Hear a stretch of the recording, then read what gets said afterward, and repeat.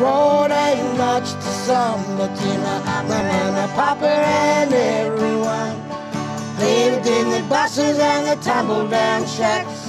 Home sweet home was Jackson's track. If only could I turn the time back, mix it with the lovers and the lumberjacks. Listen to the echo of the old broad axe rang through the hills of Jackson's track. Hello everybody, welcome to a new episode of Kurnai Konnection. We're going to have a bit of a laugh and a bit of a talk about things, and we hope that you enjoy the episode. Too right, they will. And we've got Cora and Judy Hood on today, and Cora, they're talking about Jackson's track a bit.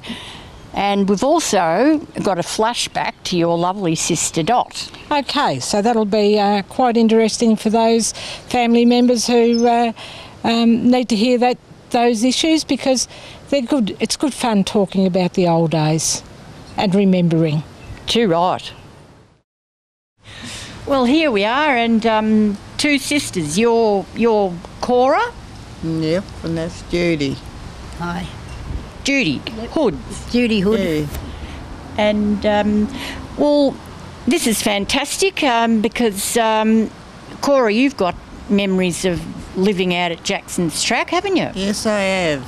And you reckon you were about 3 out there when you... About 3 or...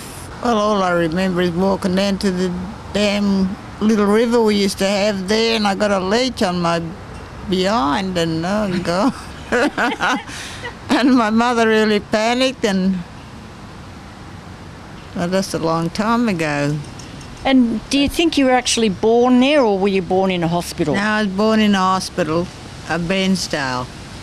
And now your father was Uncle Reuben Hood. Yeah, Reuben Hood, and Gloria, my mother. How many children we had? Mum and Dad had about 13 children all up. 13 and or then 14. And she finished up with just 9 in the end. You know, they died very young and that, hey.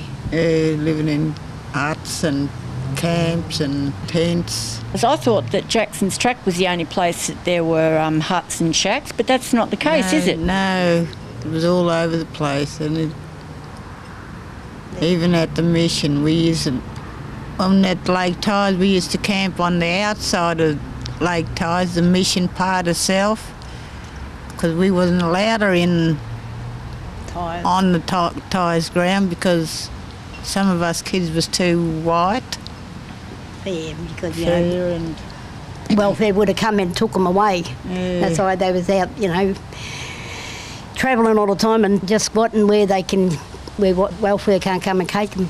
Hey. But I remember at Jackson's track when the old fellows used to say, and they would run for the bushes, and we just used to take off. Yeah, because welfare was coming out too. We didn't know anything about them, you know, people just taking us.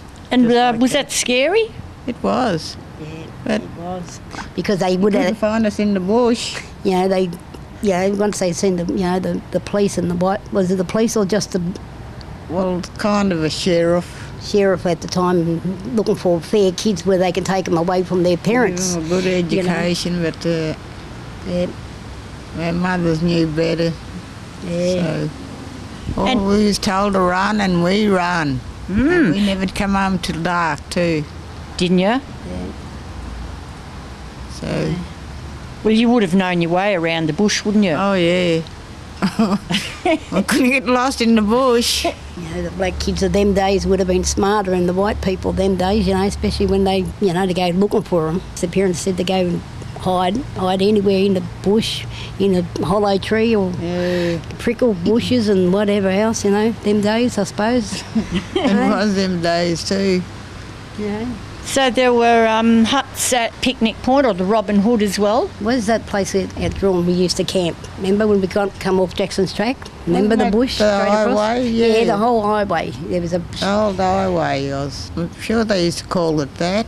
Yeah, the whole highway. It was just a bush, you know, between 2 paddocks and that's where we all lived, eh? Yeah. Yeah, on the old highway. And you said that that there was an old bus there that the kids would all sleep in. We used to sleep in it, we used to play in it, we used to We used to get up to, it was a broken down old bus, but at least it was somewhere to sleep or hide or whatever you wanted to do in there.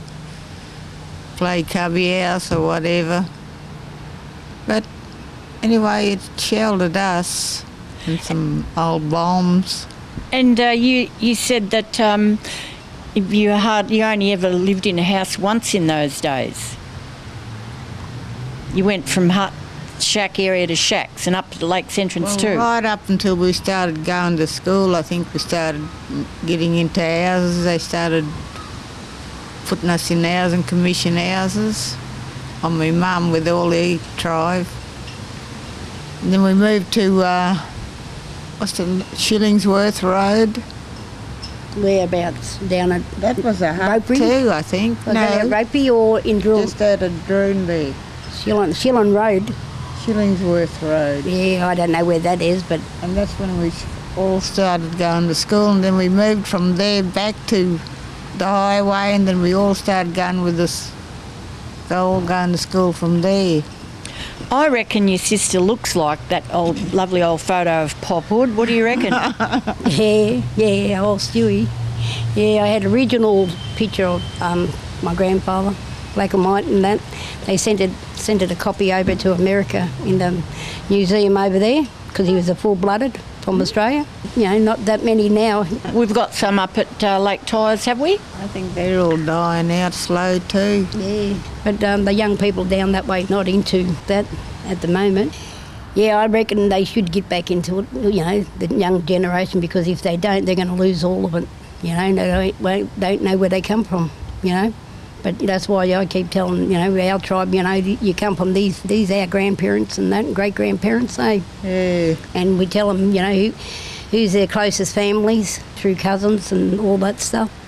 Like I said, you know, all my kids, my grandchildren got to call Merle, Gracie and Pauline grand-aunties, and, you know, and their brothers, grand-uncles and that. So, yeah, so, you know, you got to keep that respect, you know, of elders in the community, you know. Don't talk back or anything like that, because we wasn't told, you know, we wasn't allowed to do anything like that, eh? No. Kids had to stay with kids when we was growing up, eh? Yeah. And the mothers cook, had their cup of tea, their little gossip, and the men had their little sip up, you know.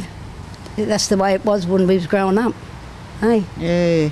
Respect the elders and, you know, all that, you know. So they were pretty good times, I reckon, weren't they, out there? They were, I reckon, they were the best times growing up. And you'd have a strong memory of bush tucker. Did you catch anything yourself? Only rabbits. Yeah. You never actually rabbiting a lot. You never actually caught a goanna by yourself or anything? No, but we killed one of us and the heap of kids. More or less he was just doing it for hobby when he was growing up, eh? To kill the animals, eh? To scare each other, eh? Chase each other. Okay, well, good. Thanks for having a little chat with us. Nice. And you're coming back to these parts to live, you reckon? Yeah, I am. I'll hope to be in the future, because my family's here, not down Bairnsdale. Well, good for you. Yeah, thank you. All right, thanks for that. Would you like to tell everyone how you're related to Cora and Judy? Yes, I can tell you that Cora and Judy are my first cousins, and their father is Uncle Reuben, who is my mother's brother. And Uncle Reuben, he used to travel everywhere. I remember him on the trains. He'd jump on the train, he'd go from here to Timbuktu, he'd be off down to Melbourne and Fitzroy, and then he'd be off up east Gippsland, wouldn't he? All over the place. He was, and most of the time it was with work. That's what he did to support his family. Fantastic. Well, after the break, we have your lovely sister Dot. Oh, that'll be nice. You'll be able to reminisce with Dot. Welcome back to Kurnai Konnection, and your sister Dot, who you would be missing dearly because you've had to step into her shoes, haven't you? Yes, and I do miss her dearly, and we have fond memories of our time growing up on Jackson's Track, and even working locally and having children at the same time, so I do miss her. Where were you born, Dot? I was born into Warrigal Hospital but was raised at Jackson Track. Lived there all my life. Went to school at Labatish. Because there was a whole family of us, we were so happy to be together and just have our immediate family around us, like Auntie Gina and her kids.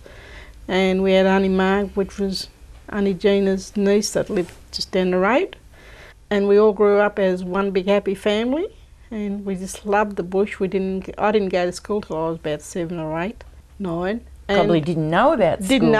We didn't know what school was. This fella came out and said to us that we had to go to school or else. So we all trotted off to school. Our parents didn't, well, I don't know whether they knew that we had to go to school or not, but we went to school. And while we was at school, we used to stand around like we were a sheep, all cluttered up together, and we wouldn't move out of that little circle. But once we got to know the school and the run of the school, well, all the kids used to walk around calling us Habos, and Habos, you do this, and Habos, do you want that? And we accepted that because we didn't know what it was all about. You didn't know what it meant? No, we didn't know what it meant. So we accepted that, and then after a couple of months being there, we soon changed the attitude of people. You know, we had them running and, you know, they wouldn't dare call us anything, you know. It was our school. And you do what we tell you to do.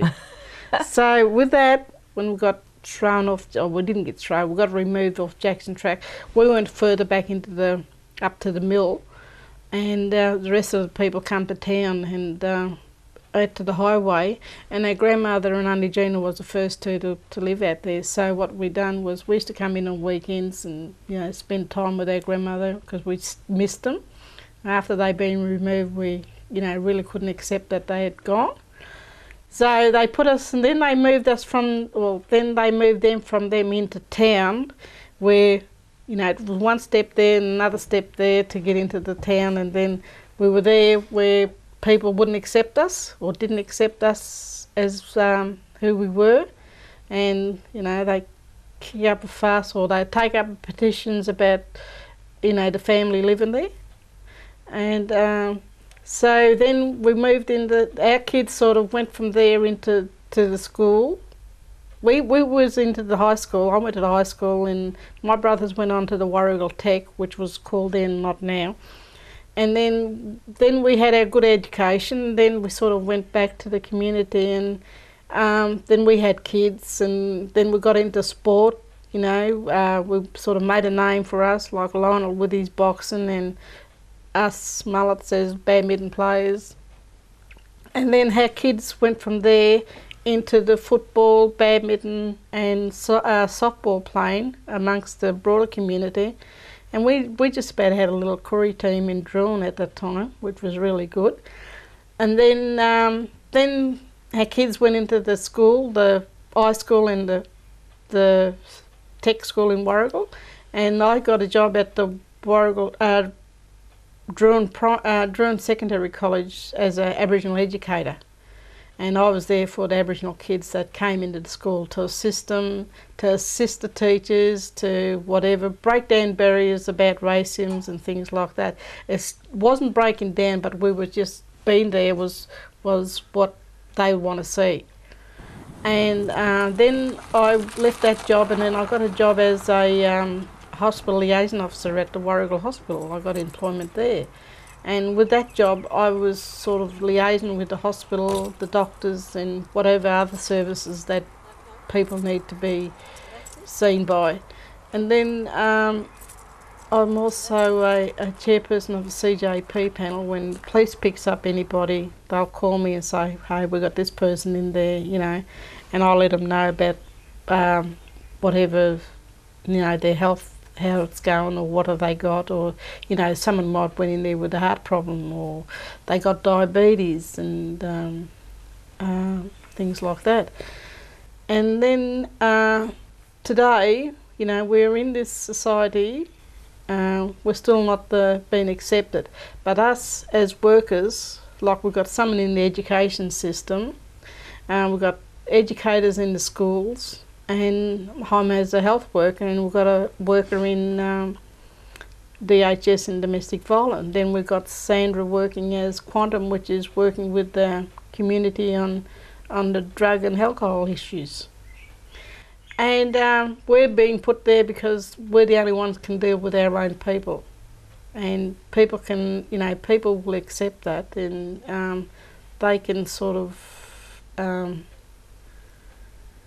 what's the word? Well, when they want somebody or want someone to do something, they'll ring us as workers for our community. And that's sort of breaking down barriers we're trying to break down barriers for them. And it's working well, is it? Yes, you still get racism around, but we are working towards that, and it's never going to go away. It's going to be always there, and people either accept us or they don't. And, I can walk into the hospital and you can feel that it's still there. And I've been there for 20 years and it still doesn't make any difference. And that's why I do a lot of orientation in the hospital. So when the new staff comes in, nurses, doctors, whatever, we usually give them a rundown on what I am in the community. And what sort of things would you tell them, for instance? Well, I'll tell them how to interact with Koori people, Aboriginal people, how to talk to them. Don't look them in the eye, don't stare at them, accept them for what they are and not who they are, and make sure that while they're in hospital, they got all the things they need to have.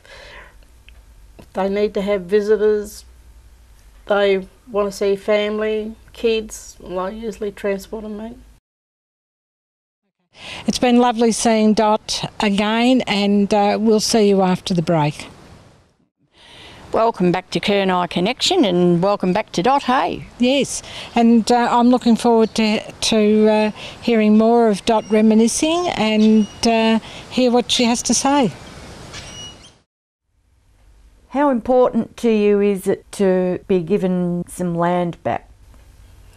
We would love to be able for them to hand Wilson Prom back to us as traditional owners. We would have people working for us that's experienced, but we'll have to be sitting in the background giving them directions. That's how I'd like to see it happen, if it ever happens.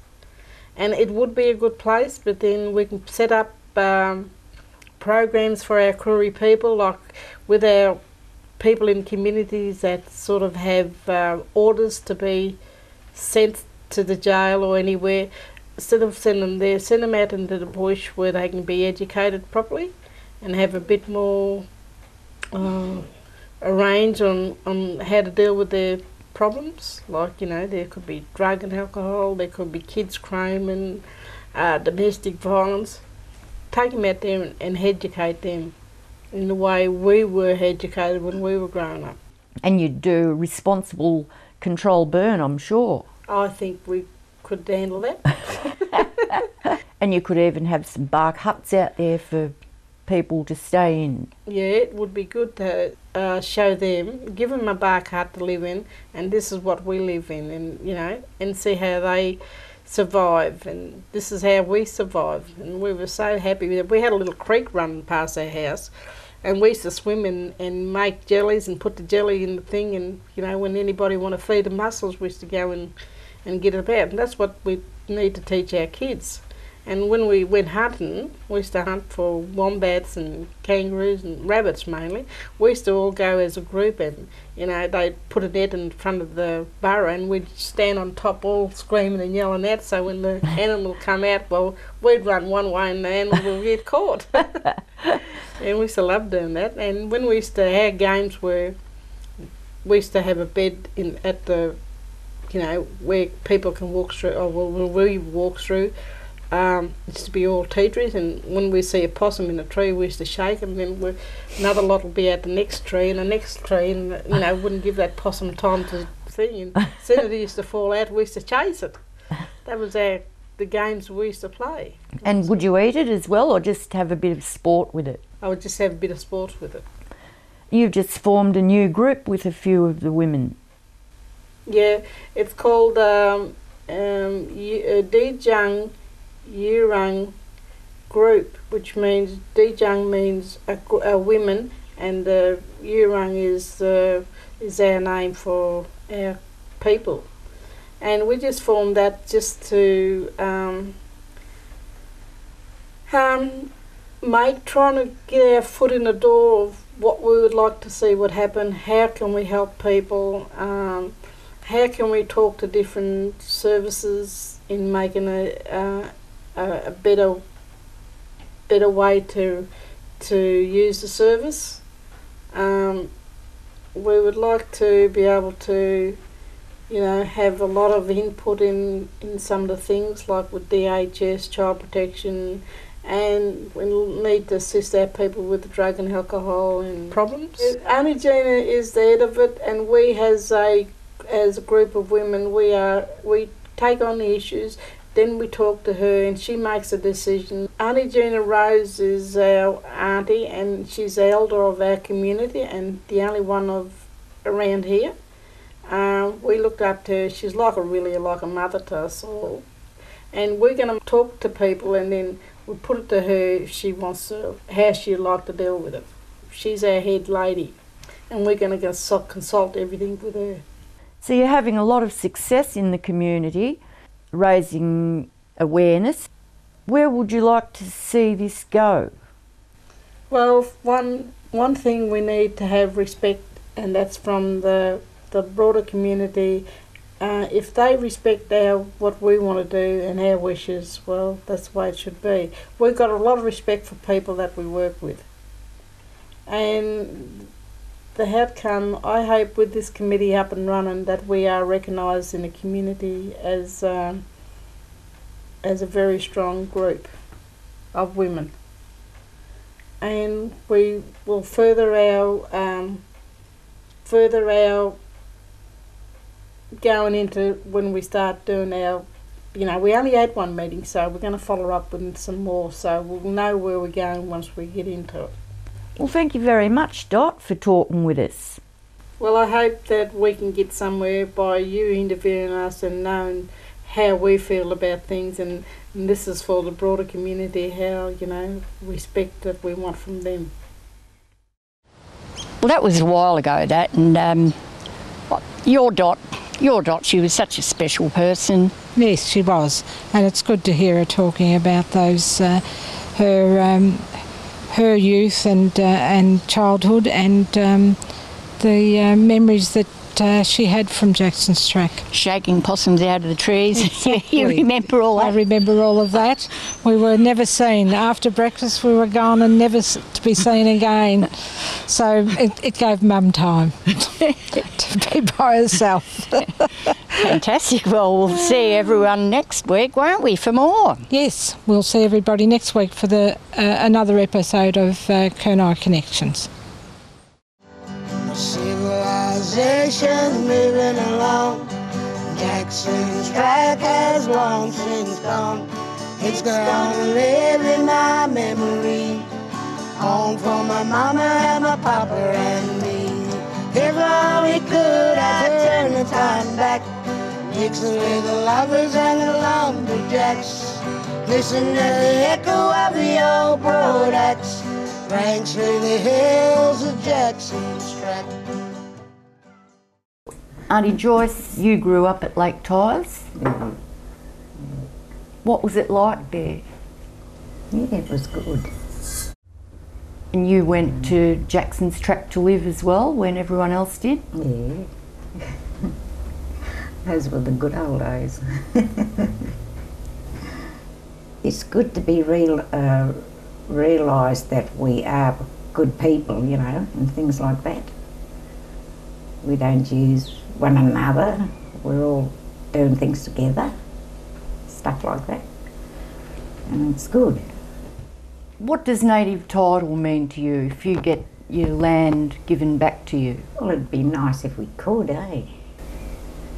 It'd make us realise, let the people know that we realise that we are individual people and we believe in togetherness, sticking together and things like that. It's good, it has been that way too. Yeah.